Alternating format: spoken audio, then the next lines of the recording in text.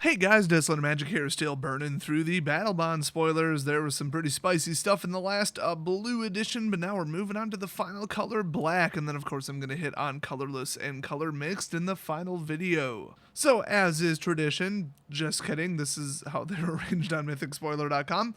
We're starting with the Mythics. We've got an Arcana Revenant. It's a 6-cost 4/4, so you know it's crazy. Whenever you tap a swamp for mana, add an additional one. Or as I like to call it, Crypt Ghast, one of the best cards from whatever that was. I want to say RTR, I don't remember. Also, if you pay 1 black, it gets +1/+1 until end of turn.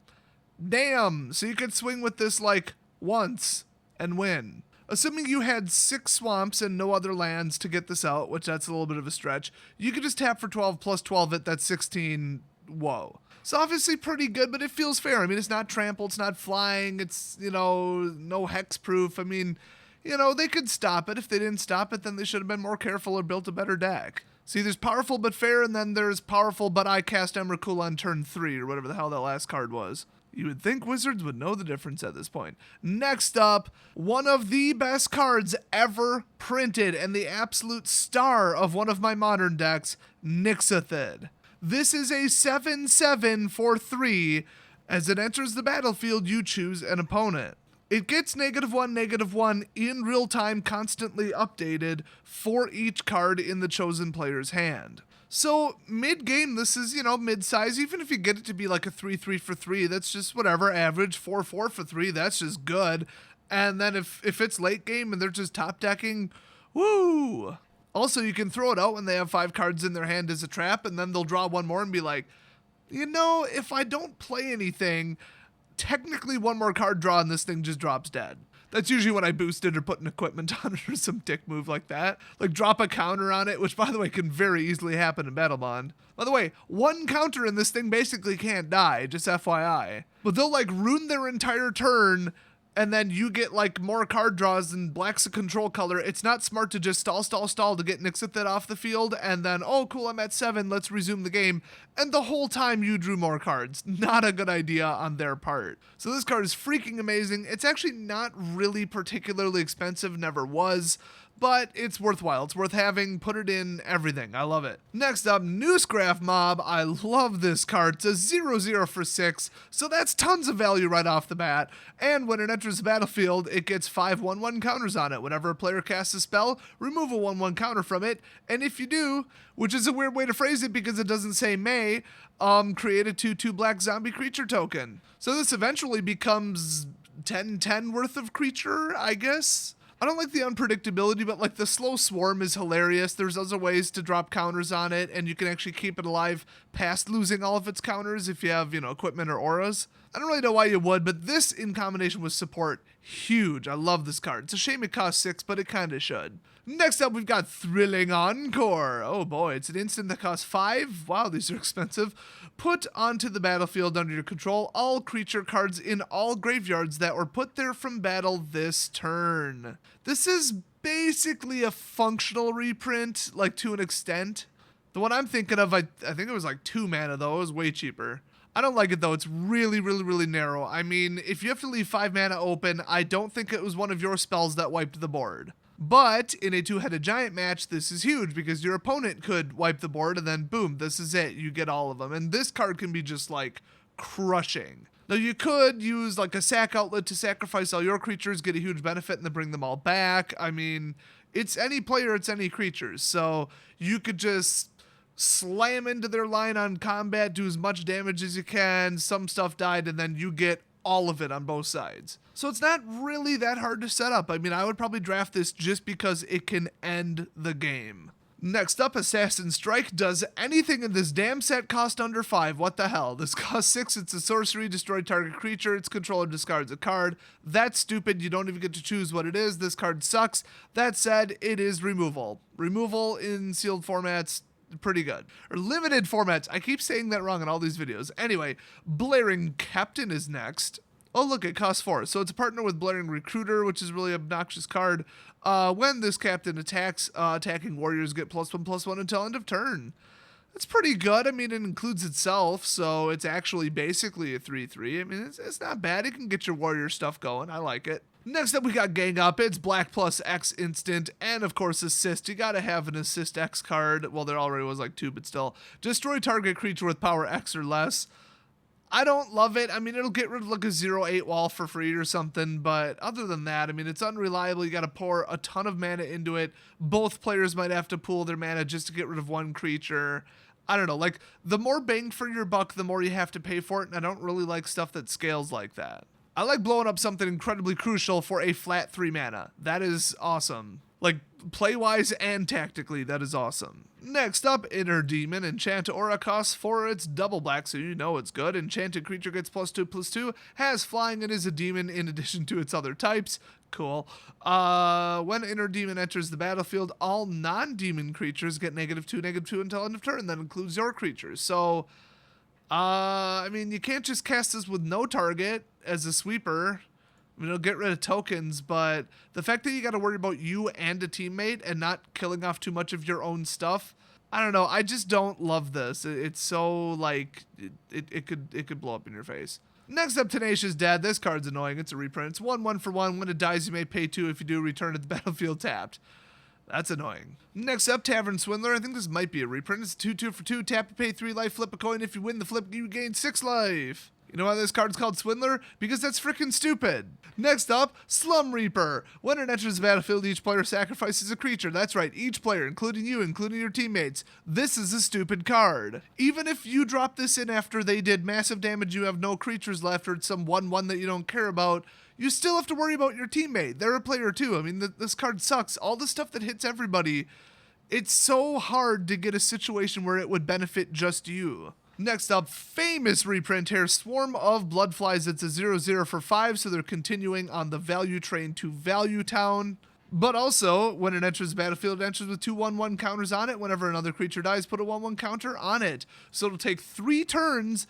Well, I mean, it's flying, so we'll say 2 turns to get this up to be like a respectable vanilla creature, basically. Over the long term, this could be deadly, but it's just so, I don't know. I don't like it. It's unreliable, unpredictable. They have to have creatures out, otherwise this does nothing. You can drop counters on it another way, but you could do that to any other creature. I do like that it's flying, but for 5, you'd want something a little bit faster. I mean, it's already turn whatever because you had 5 mana. I mean, how many more turns you want to wait to have something that doesn't suck? Next up, Quest for the Gravelord. What the hell is going on there? Whenever a creature dies, this is an enchantment that costs 1, by the way, you may put a quest counter on Quest for the Gravelord. Whenever. Remove 3 quest counters from Quest for the Gravelord and sacrifice it. So you only get to do this once. Oh, and you can't put 2 on the stack, by the way. It doesn't work that way. It's part of the cost. Create a 5/5 black zombie giant creature token. I mean, it would be fun on turn 1, I guess. I think late game, it's kind of a dead card. It's unreliable. It's a creature, but not on your terms when you want it. And I don't like unpredictable stuff. I don't like stuff that isn't, you know, timely. A 5/5 for 1's pretty good, though, so I don't know. Next up, seriously, what is with the mana cost in black? It is virtually unplayable. Anyway, 6 cost Noxious Dragon. Do believe this is a reprint as well. It's a 4/4 flyer, and when it dies, you may destroy target creature with converted mana cost 3 or less. That's kind of nice, but I mean, you either want a giant flyer that hits and does damage and wins the game for 6, or you don't. You don't want to be like, well, this is going to die eventually. I guess I'll take a creature with it. I mean, if it blew up 1 on the way in to the battlefield, that would be something. So, once again, don't really like this card. Black looks pathetic at this point. Next up, what the hell are the Aetherborn doing in whatever the name of this plane is? I don't know, but Morbid Curiosity's back. 3 cost sorcery. If you don't remember what this does, adds an additional cost to cast this spell, sacrifice an artifact or a creature. Draw cards equal to the converted mana cost of the sacrifice permanent. So, in other words, it's Black Life's Legacy. Oh, except you don't get any lives, and I think it costs 1 more, and it's double colored. So actually, it's awful. I just don't like this. The more important the card was, the more cards you get out of it, but the more you needed it. So I don't like it. Next up, Fill with Fright. It's 4 cost sorcery, so pretty expensive. Target player discards 2 cards. Ouch. Kind of like Mind Rot, but better because you scry 2. This is a pretty good card. I mean, it does help you, that's for sure. The problem is it's 2-headed giant and you can only target 1 player. So once again, I think this is a little bit subpar. It's pretty darn vicious, but it's only going to affect 1 player, 1 teammate on the other team. Next up, fantastic reprint here, Eyeblight Assassin. It's a 2/2 for 3, and when it enters the battlefield, target creature and opponent controls gets -1/-1 until end of turn. Before combat, after combat, there's all kinds of fun tricks. It's kind of like a little weak ambushed combat manipulator, except that it's also a creature. So it's definitely not bad. It's not great, but it's not bad. I mean, I like it. Next up, Assassinate, straight up destroy target tapped creature, but it's 3 and it's a sorcery, so it's kind of crap, but it's 3 cost removal in a limited format, so it's actually pretty good. Next up, Liturgy of Blood, 5 costs. Seriously, can we have something that costs less? Destroy target creature, then add 3 black back to your mana pool. I mean, whatever. You get a refund and the game keeps on going. The problem is, obviously, you can't use this before you have 5 mana available, and it doesn't have assist. So, it's not bad, though. Next up, Last Gasp. It's a instant 2 cost at -3/-3's creature until end of turn. That is good, because in most cases, I mean, that'll kill it. It's not quite Grasp of Darkness, but it's pretty good. You could get rid of Indestructible this way, too. I like it. Next up, the awesome card, Hand of Silumgar, 2/1 Death Toucher for 2. You drop this out on turn 2, they are virtually done swinging because they just do not want to lose something. And it's going to be your choice, because if they swing with 5, you will block the most important one. Absolutely love that card. Next up, Grotesque Mutation. That's right, the Eldrazi are showing up to this plane. Anyway, target creature gets +3/+1 and gains lifelink till end of turn. +1, you might survive it. +3, you get a boatload of lifelink on top of whatever it already was. This could be lethal on an overswing. I mean, this is just a fantastic card. Next up, really dumb reprint, Rotfeaster Maggot. It's a 3/5 for 5, and when it enters battlefield, exile target creature card from a graveyard. You gain life equal to that card's toughness. Well, 3/5 for 5 isn't that great, and do you have a reliable target? I don't know. I mean, there are going to be 4 graveyards, so alright. But just think about it. What if instead of that, this was like a better creature with lifelink, or the same creature with lifelink? I mean, only gaining the life once, it's not great, but you could get rid of a threat that keeps coming back, I guess. I don't know. It's not that great, but it's not that bad. Next up, Prakata Club Security, because apparently they have Aetherborn clubs on whatever this plane is called. It's like K something. I don't remember. It's a 3/4 for 4 vanilla. Why? Why? I mean, I get it. They put it in because it's a warrior and the warrior tribal is huge in the set, but why break the lore and have an Aetherborn here for no reason? That's probably the same damn artwork. It all falls apart to print a vanilla 3/4 for 4. What the hell? Just print some card called Jimmy the Warrior and make him a 3/4 for 4 and come up with new artwork. Or just take any other generic warrior that's a 3/4 for 4 and is in black. Okay, I don't know that that exists. You know, one that isn't like, why are the Aetherborn competing in this arena thing? Like, what? What were you thinking, Wizards? So moving on, Painful Lesson. What the hell is this from? Amonkhet? I don't even remember. Anyway, it's a 3-cost sorcery. Target player draws 2 cards and loses 2 life. Oh my god, I think this is from Amonkhet. Well, it does say target player. You can help out an ally. You can actually finish off and kill an opponent, which is hilarious. You can target yourself. This is basically just a garbage version of Read the Bones. I mean, whatever. If you want cards, okay, great. I don't particularly care for that card. Next up, though, Shambling Ghoul. It enters the battlefield tapped, and it's a 2/3 for 2. Not good enough to enter the battlefield tapped, in my opinion. Let's move on. Card's garbage. We got Screeching Buzzard next. It's a flying 2/2 for 4, so it's already terrible. And when it dies, each opponent discards a card. Well, it's another one of these cards that sucks. Next up, Bloodborn Scoundrels. It's a 4/4 for 6. Assist, though. And when it enters the battlefield, target opponent loses 2 life and you gain 2 life.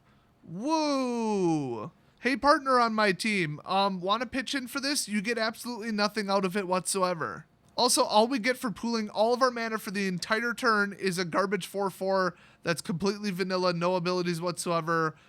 Oh, and a life difference of 4. Wow. I mean, you do share a life total, so it's not like they get absolutely nothing out of it, but like they specifically as a player don't get anything out of it. This is a dumb card, don't draft it. Next up, fun reprint, Evil Twin. I do believe this is from Shadows or Eldritch, one of the two. You can have it enter the battlefield as a copy of any creature on the battlefield, except it gains pay 2, tap it, destroy target creature with the same name as this creature. Oh, that's cold. That is some doppelganger straight from Queen Doppelpopulis herself level crap. If you don't get that reference, you are dead to me. So this is a pretty baller card. I mean, it's kind of like Mirage Mirror, but better, because you just pay 2, tap it next turn, and damn, if it has haste, do it this turn. I absolutely love this card. The only problem with it, and this really is the only problem at this point, it's 2-color, and I've accidentally gone onto the second list and didn't realize it, but I'm keeping it in, screw it. So watch for the final video, colorless and multicolored, coming up next. There's some pretty crazy crap in these mixed colors, which makes sense because there's, what, a 1 in 50 shot or something like that you'll be playing those 2 colors when this comes around, either into your sealed pool or drafting. I honestly would have legit just skipped the entire dual colors for the whole set. I would have printed 0 and just made everything mono. This is a draft set, you guys. Anyway, thanks for watching, and I'll see you guys next video.